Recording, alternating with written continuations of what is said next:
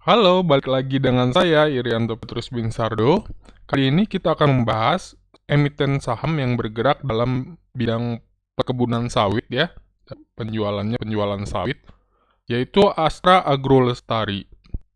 Kalau kita lihat di sini ya, datanya bahwa shareholdernya itu 80% adalah PT Astra Internasional dan yang beredar di publik 20%.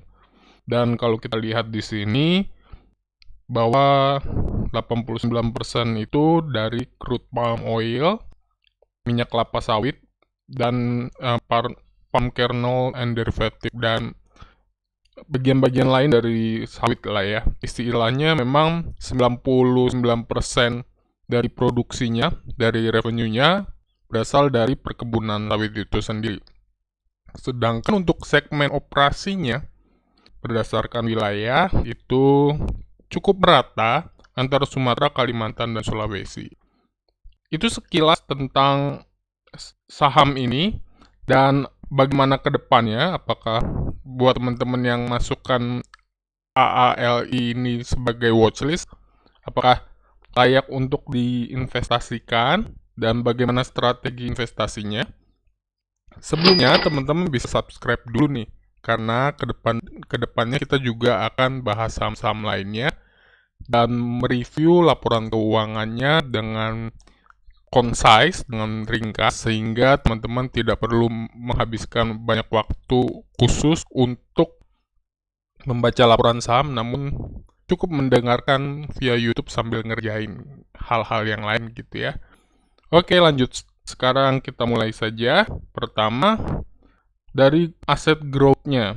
Dari tahun 2015, kuartal satunya, hingga 2021, trennya selalu meningkat, kecuali kalau kita lihat di tahun ini dibandingkan tahun lalu, 2020 dengan 2021, total asetnya mengalami sedikit penurunan. Dari 29T jadi 28T ya. Dan kalau kita lihat lebih dalam lagi, lebih seksama, hal ini mungkin lebih disebabkan karena total debt atau utangnya berkurang dari 9,8 menjadi 8,8. Jadi terjadi pembayaran utang begitu ya. Sedangkan untuk total ekuitasnya ya trennya cukup meningkat dari tahun 2015 di sini. Dan kalau dari 2017 cukup stabil kenaikannya, kenaikan tipis gitu ya. Dan ini sebagai investor mungkin saya merasa agak kurang nyaman karena sebagai investor kita menginginkan aset yang terus bertumbuh ya. Jadi pertama kita akan lihat dahulu nih lebih detail mengenai aset apa saja yang mengalami perubahan sehingga terjadi penurunan total aset. Pertama kita bisa lihat dari komposisi aset lancar. Kalau dilihat dari aset lancarnya, ini yang warna kuning garis ini merupakan aset lancar dari tahun ke tahun dan trennya meningkat dari 2018 sampai 2021. Dan kalau kita lihat yang berwarna biru ini yaitu cash dan setara cash ya, itu justru trennya meningkat dari tahun ke tahun, terutama tahun 2021 ini ya, bahkan jumlah cashnya lebih besar daripada akhir tahun 2020 kemarin, 31 Desember. Jadi, mungkin kalau kita lihat di sini untuk aset lancarnya bukan yang berkontribusi terhadap penurunan total aset.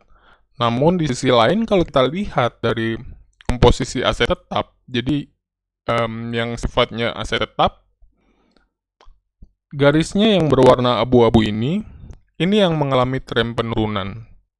Dan dari seluruh total aset yang menurun tadi, kalau dianalisa lebih dalam, lebih spesifik pada tanaman perkebunan gitu ya, ini yang warna kuning adalah yang menghasilkan, trennya tuh cukup stabil, sedangkan yang belum menghasilkan juga trennya cukup stabil. Jadi tidak ada istilahnya perubahan atau pengurangan dari jumlah tanaman yang menurut saya merupakan hal yang utama ya, merupakan pokok dari revenue perusahaan. Di sisi lain mungkin yang bisa terlihat agak menurun itu adalah di yang warna biru ini, total investasi pada entitas. Jadi mungkin bisa disimpulkan menurut saya penurunan dari total aset ini lebih karena penyesuaian dari perusahaan dan penjualan atau perubahan pada bagian aset tetap yang sifatnya tidak pokok ya. Namun sebagai investor mungkin saya akan memberikan lampu kuning karena memang ekspektasinya dari tahun ke tahun total aset terus meningkat. Jadi ini sedikit summary-nya.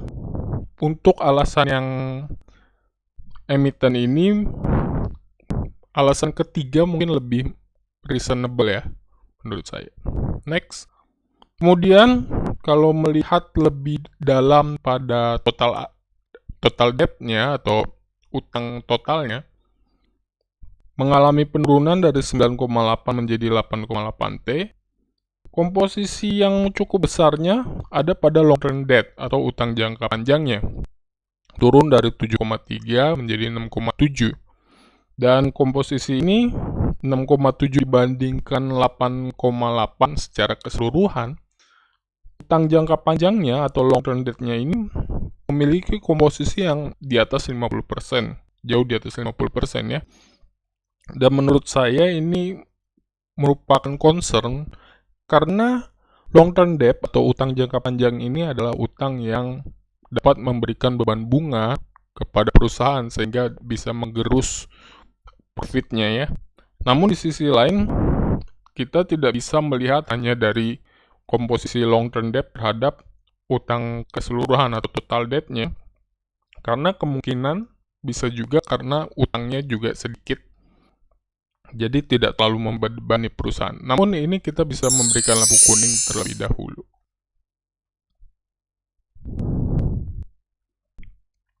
Lanjut. Nah ini yang tadi saya sebutkan bahwa utang jangka panjang yang besar belum tentu secara keseluruhan total aset porsinya juga besar. Dan kalau kita lihat di sini trennya memang cukup stabil lah ya.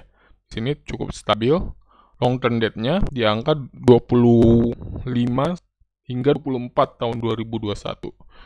Jadi untuk long term debt-nya itu sendiri sebenarnya komposisinya masih rendah, ditopang dengan debt to equity ratio atau perbandingan antara utang dengan ekuitas yang nilainya jauh di bawah 1 secara keseluruhan. Jadi memang komposisi utangnya secara keseluruhan cukup rendah dan cukup stabil ya di bawah 50%, kecuali tahun 2016. Jadi ini merupakan sesuatu yang menurut saya cukup membuat nyaman. Saya akan memberikan lampu hijau di sini. Dan ini sedikit summary-nya. Lanjut. Kemudian kita bicara soal cash ratio, yaitu kepemilikan perusahaan terhadap kepemilikan uang kas perusahaan terhadap utang jangka pendeknya.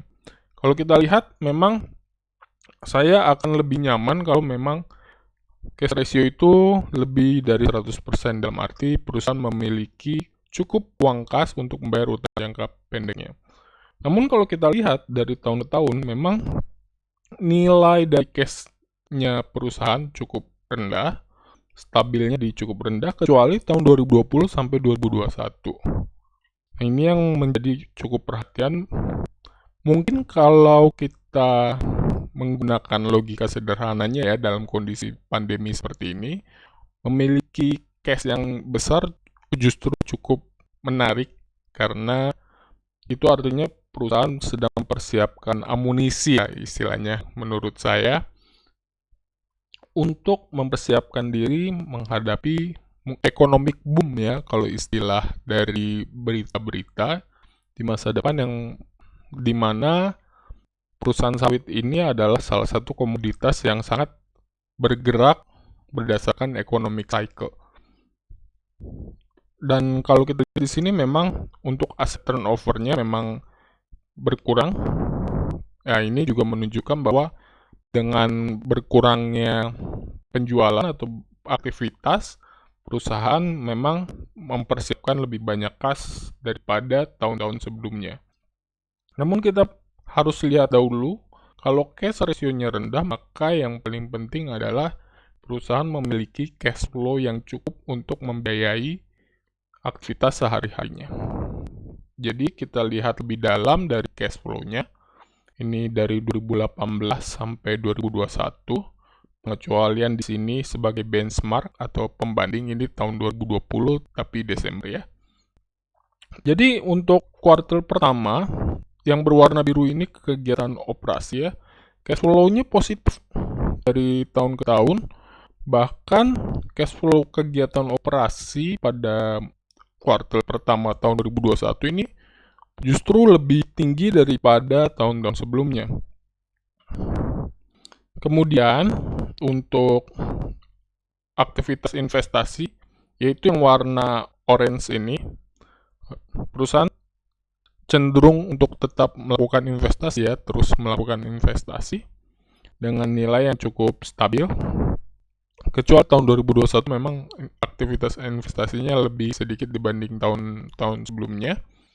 Kemudian yang berwarna abu-abu, ini yang unik ya, aktivitas pendanaan. Bahwa di tahun 2020 perusahaan menerima dana gitu ya, menerima cash flow di sini dari aktivitas pendanaan. Sedangkan di 2021 mengeluarkan biaya untuk aktivitas pendanaan yang kita lihat di awal bahwa perusahaan memang membayarkan utangnya, dan ini terbukti ya, terlihat dari cash flow-nya nilainya negatif. Sedangkan secara total atau penurunan atau kenaikan bersih kasnya, ini kita lihat tahun 2020 kenaikannya lebih besar daripada tahun 2021. Hal ini adalah hal yang wajar karena tahun 2020 perusahaan memperoleh pendanaan, sedangkan di tahun 2021 perusahaan mengeluarkan uang untuk membayarkan utang. Dan di sini kita lihat bahwa aktivitas operasi yang lebih besar dengan pembayaran yang utang, akhirnya perubahan dari jumlah kasnya cenderung lebih rendah dari tahun lalu. Kesimpulannya mungkin menurut saya di sini memang aktivitas operasinya menguntungkan, juga perusahaan mungkin berusaha mengurangi leverage-nya dengan pendanaan ya, dengan membayar pendanaan. Jadi menurut saya ini performa yang cukup nyaman, terlebih dengan cash ratio yang jauh lebih tinggi dari tahun-tahun sebelumnya. Dan berikut summary-nya. Dan untuk kasus ini mungkin tidak lebih dari 100%, namun dua hal yang paling penting adalah cash flow-nya positif dan kemudian cash ratio yang lebih tinggi daripada tahun-tahun sebelumnya. Lanjut. Kemudian ini adalah revenue atau pendapatan dari perusahaan Maret tahun 2020 dibandingkan Maret tahun 2021. Terjadi kenaikan tipis, namun secara grafik tahunan dari 2015 trennya cenderung meningkat terus ya. Jadi mungkin secara kasat mata kita bisa merasa nyaman dengan performa ini.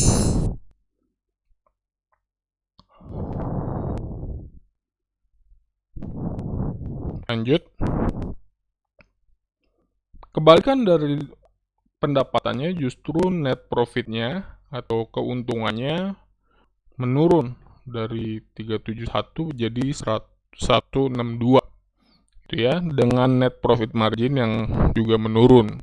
Ya wajar net profit marginnya menurun karena meskipun revenue-nya naik, kenapa net profit-nya malah turun gitu ya. Jadi ini yang kita akan perhatikan lebih seksama lagi, bahwa di sini yang bisa terlihat adalah revenue-nya meningkat gitu. Namun di sisi lain memang beban pokok penjualannya juga meningkat. Selain beban pokok penjualannya meningkat, di sini ada yang mungkin kontribusi sedikit adalah di sini beban keuangan yang mungkin juga sedikit lebih meningkat. Namun yang terlihat sangat berpengaruh adalah beban pokok penjualan. Jadi kalau menurut saya ini faktor eksternal ya.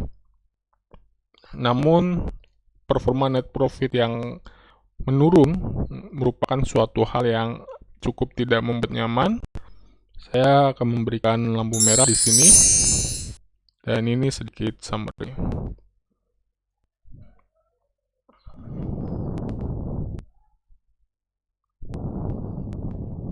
Lanjut.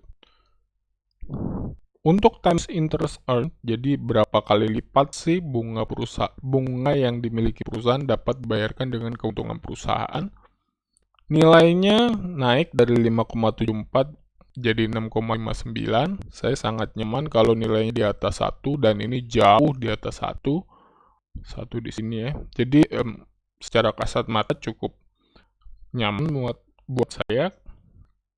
Yang menarik adalah return on equity-nya atau pendapatan yang bisa diperoleh dari teman-teman yang berinvestasi di ekuitasnya atau di sahamnya ya.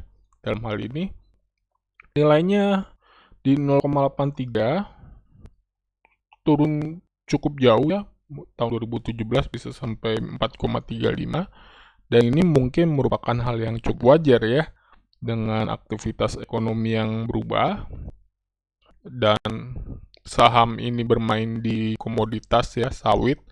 Jadi nilai ini cukup wajar, namun kalau kita membandingkan dengan instrumen-instrumen lain, kita bisa berekspektasi pendapatan yang lebih tinggi.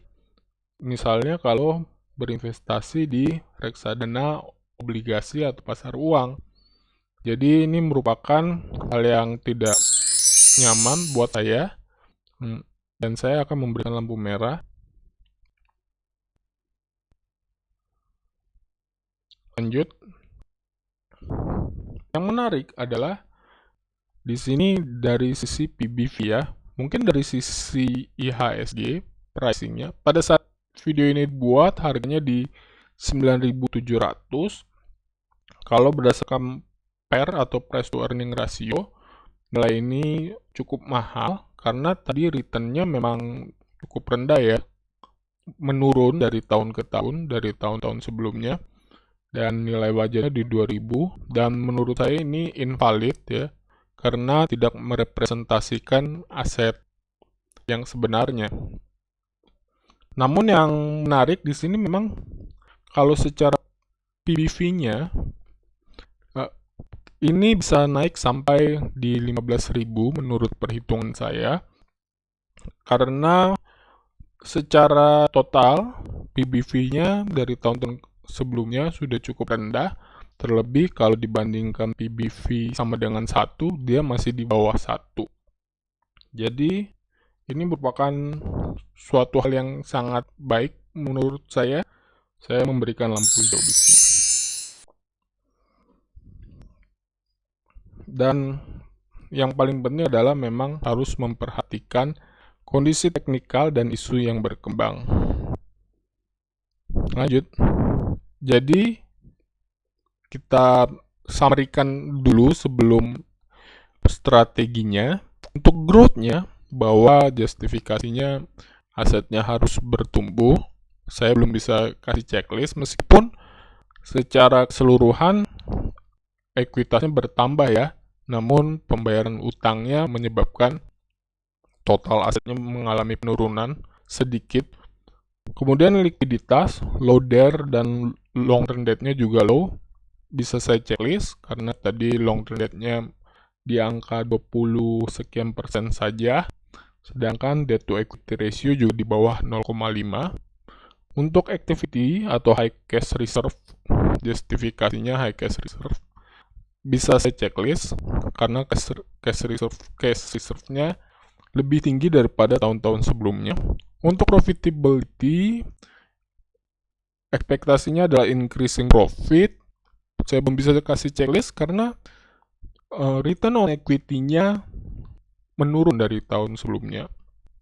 Kemudian untuk valuasi, low price saya bisa checklist di sini karena harganya berdasarkan PBV, sejarah PBV-nya memang sudah cukup rendah.